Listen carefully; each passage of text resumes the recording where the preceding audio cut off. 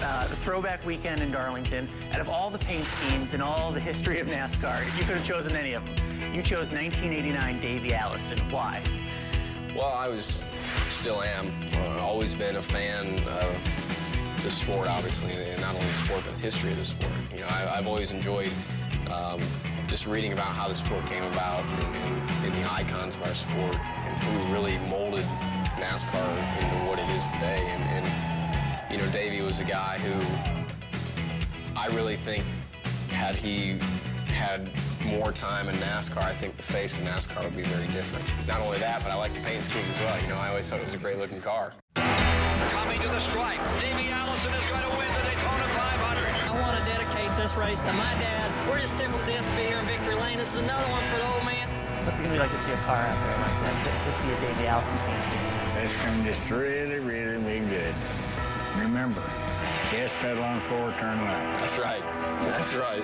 You were born well after Davey stopped racing and didn't race anymore. What's it like sitting next to his father? It's pretty cool just to sit down and be able to talk about it. I mean, I've always been interested in his career and really, you know, how he got his start. I guess, did he come to you and say, hey, I want to start racing, or was it something you kind of gave him the choice of, or?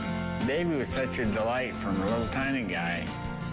In fact, I've said many times that the very first noise I heard out of Davey Allison about midnight one night, Judy had made a car seat before those things were available. And so he's sitting between me and her on the seat of the truck, and we're going to the next race down the road somewhere, and he goes, Udden.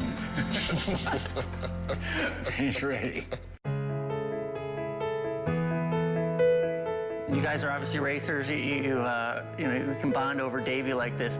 You share something else in your lives, and that's unfortunately loss. You lost your son. You've lost a father. What would you tell Erik about loss and living with that and dealing with it throughout a career as he grows older? That never goes away. When that happens, you have that with you the rest of your life. First lost Clifford, you know, which a lot of people. Keyed so much on Davey because he was so popular and was so successful, where Clifford was just starting when he died. And Clifford died in the race car, where Davey died in the helicopter crash. But you have to just keep going to the next deal. You had to learn that at a young age.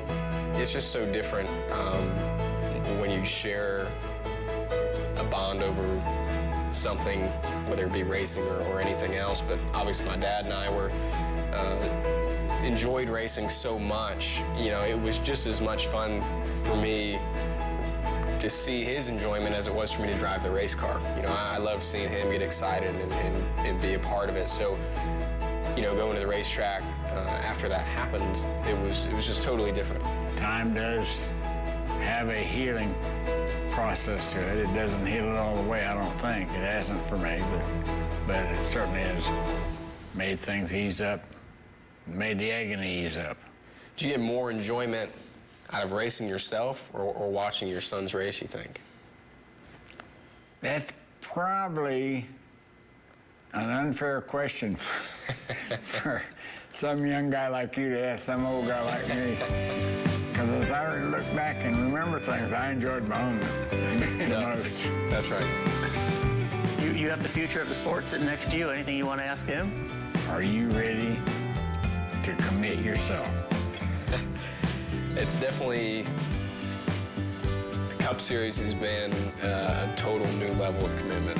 You know, you race in trucks and Xfinity, and there's commitment involved, obviously, but when you get to the Cup level, it's definitely been an eye-opener for me to see really what it takes to be successful at that level.